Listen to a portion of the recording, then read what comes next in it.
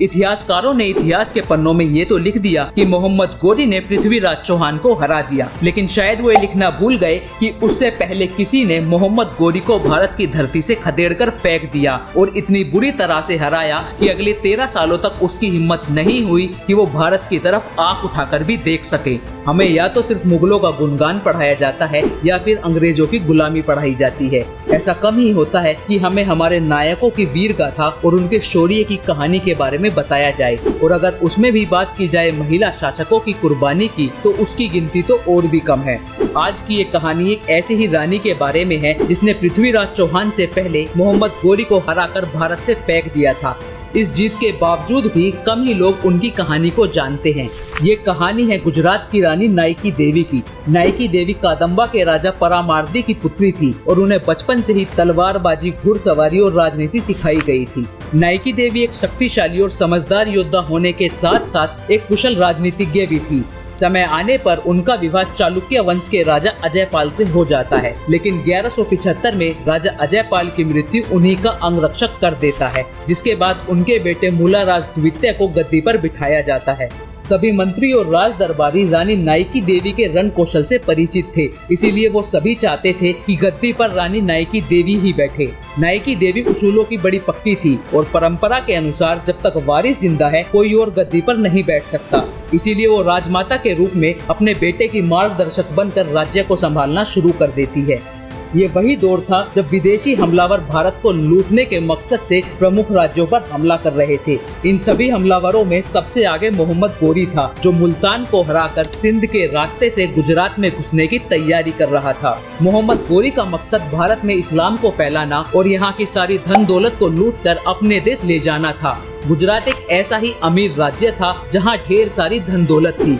America के एक इतिहासकार ने लिखा है कि साल 1000 से 1100 तक अलीवाड़ा, जो गुजरात की राजधानी है, वो दुनिया के 10 सबसे अमीर शहरों में से एक थी। इस धन दौलत को लूटने से बचाना ही रानी नायकी देवी की सबसे बड़ी परेशानी थी। मोहम्मद गोरी को जब ये पता चलता है कि गुजरात का राजा एक छोटा सा बच्चा है और राज्य उसकी माँ चलाती है, तो वो बेहद खुश हो जाता है। उसे लगता है कि ऐसे राज्य को हराना तो बहुत आसान होगा। आखिर एक औरत उसका सामना कैसे कर सकती है? वो बड़ी आसानी से ही गुजरात पर अपना कब्जा कर लेगा। इसी सोच के साथ वो अपने कई हजार सैनिकों की फौज को लेकर गुजरात पर हमला करने के लिए आगे बढ़ता है। रानी नायकी देवी को अपने गुप्तचरों से ये बात पता चल जाती है और वो युद्ध की रणनीति बनाना शुरू कर देती है। वो अपने मंत्रियों के साथ मिलकर सेना और हथियारों का जायजा लेना शुरू कर देती है। रानी नायकी देवी की सेना गोरी के मुकाबले काफी कम थी, लेकिन रानी एक कुशल राजनीतिज्ञ थी जो ये जानती थी कि युद्ध सिर्फ बल से नहीं बल्कि बुद्धि से भी जीता जा सकता है। वो युद्ध को पहाड़ी इलाकों में लड़ने का फैसला करती है, क्योंकि पहाड़ी इलाकों में हमेशा वही जीतता है जो पहाड़ के ऊपर होता है।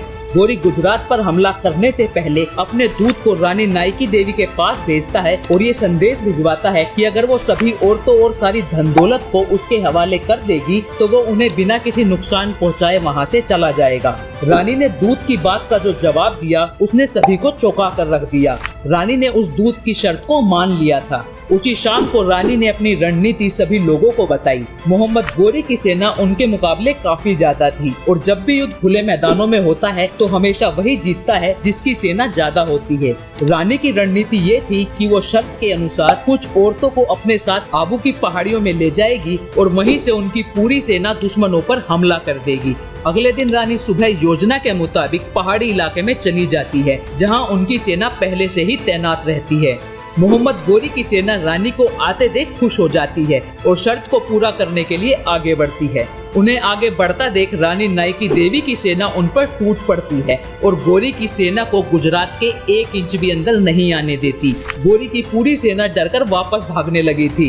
रानी नायकी देवी ने गोरी का वो हाल किया कि उसने एक बार जान बचाकर भागना शुरू किया तो वो सीधा अपने देश में जाकर रुका। गोरी की हार इतनी दर्दनाक थी कि उसने फिर कभी गुजरात की तरफ आंखें उठाकर नहीं देखा। 1192 में जब वो फिर से भारत आया तो इस बार रास्ता पंजाब का था। ये कितनी शर्म की बात है कि जिसने हमारे देश पर हमला किया उसका नाम बच्चा बच्चा जानता है, लेकिन जिस रानी ने उसे भारत से खदेड़कर फेंक दिया उसके बारे में कोई नहीं जानता। ऐसे और भी कई सारे फॉरगॉटन हीरोज हैं जिनकी कहानी हम नहीं जानते। एक ऐसी ही कहानी रानी दुर्गावती की है जिसने अकबर से लोहा लिया। अगर आप उस कहानी के बारे में जानना चाहते हैं तो आप ये वीडियो देख सकते हैं। अगर आपको ये वीडियो पसंद आई तो इसे लाइक, शेयर और सब्सक्राइब करें और इस कहानी पर अपनी राय हमें कमेंट सेक्शन में जरूर बताएं।